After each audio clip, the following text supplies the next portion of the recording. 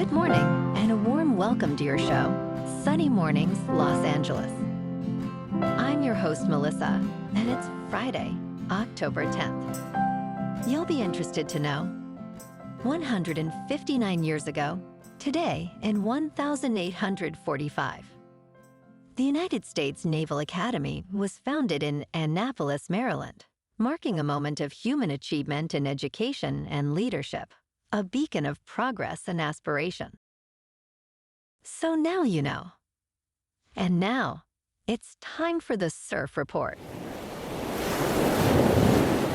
This morning, it's looking fair with 2 feet waves rolling in.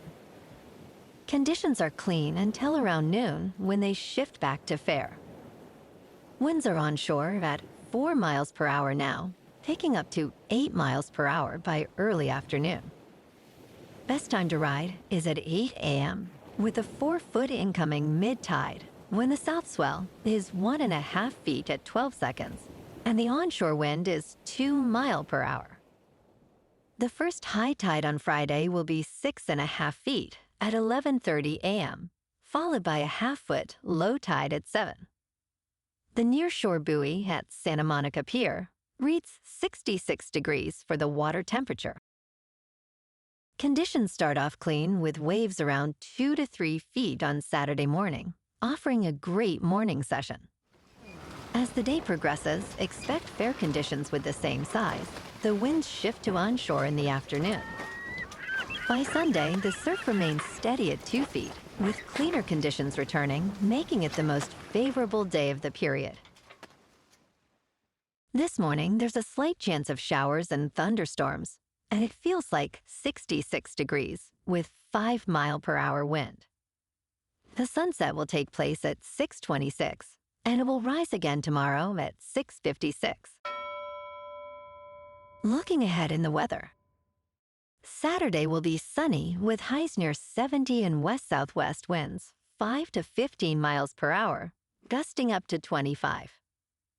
Sunday stays sunny with highs near 70 and partly cloudy nights near 59. Then Columbus Day turns partly sunny with highs near 67 and a chance of rain late Monday into Tuesday, with highs falling to the mid-60s and lows in the upper 50s. Bonjour, food enthusiasts. This podcast is brought to you by Versailles Cafe and Pastries in Encinitas. Nestled on El Camino Real South, just north of Encinitas Boulevard, this cafe is a haven for culinary delights. Indulge in their amazing Eggs Benedict or their gluten-free crepes. You can grab a panini for lunch or just breeze on through to get your morning coffee. They are open every day from 8 to 5. So stop on by and don't forget to tell them Sunny Morning sent you. In local news. In Pacific Palisades, many residents blame LA City Hall for a series of fire failures and wonder if they can sue the city. Some lawyers believe the recent arrest of Jonathan Rinderknecht, a 29-year-old Uber driver, may kill civil cases against the city, while others argue that government negligence remains actionable. California law offers broad immunity to public officials, complicating civil cases against them. Despite this, attorneys representing fire victims filed a new complaint against LA and the state, asserting that the lack of preparation and response contributed to the devastating fire. Legal experts caution that proving liability remains a challenge due to the government's protections.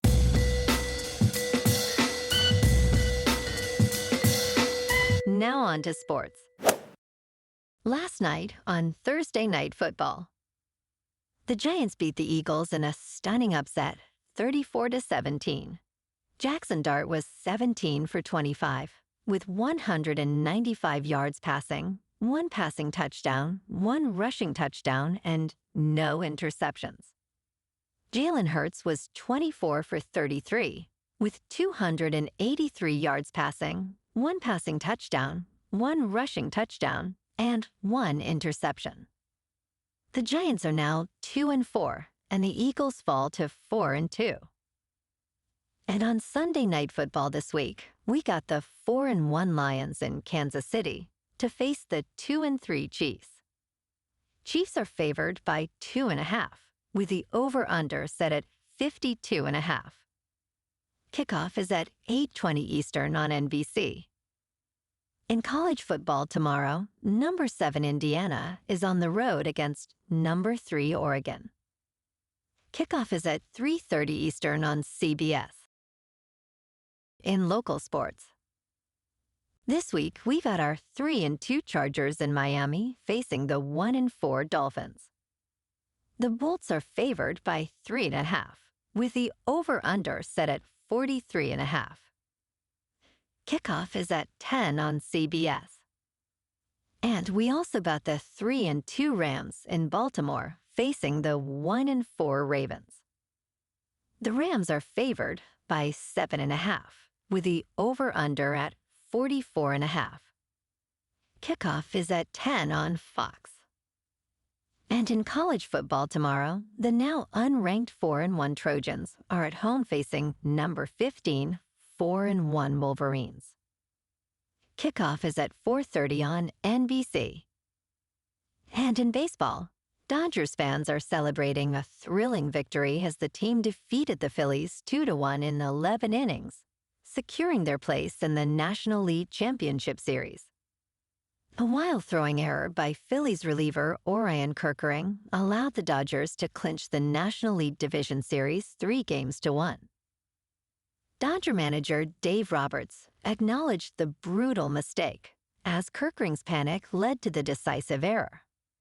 The Dodgers now advance as favorites in the championship series against either the Milwaukee Brewers or Chicago Cubs, aiming for their second consecutive World Series title. In top news, the United States has provided financial assistance to Argentina, Treasury Secretary Scott Bessent confirmed. President Donald Trump acted to support an ally in Latin America, despite some dissatisfaction among his supporters. On Thursday, the Trump administration finalized a financial rescue, with Bessent revealing he directly purchased Argentine pesos in global currency markets. This move aims to relieve pressure on President Javier Milei, who has implemented drastic economic reforms.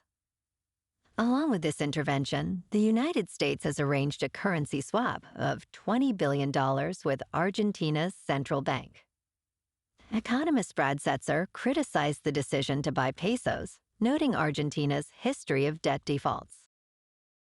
In business news, Elon Musk is quietly expanding in the Bay Area again, starting with his brain implant startup Neuralink. The company has leased a vacant building in South San Francisco, marking a fresh sign of Musk's renewed interest in the Bay Area tech scene. The property at 499 Forbes Boulevard had been vacant since 2023, after Intervent Biosciences pulled out of its lease amid an industry downturn. Neuralink has developed a brain-computer interface designed to help people with paralysis control devices using their thoughts. Valued at more than $3 billion, the company began human trials last year, with 12 patients worldwide now having its implant. In crypto movement, Bitcoin is down 2% for the week, to just over $121,000. Ethereum is down 4%, to just over 4,300. And XRP is down 6% to $2.81. Moving on to a more local vibe. In our community spotlight on health and wellness, we are working with a national Pilates studio to bring you some free classes, so listen up. Check out Club Pilates, with several locations in the San Diego area.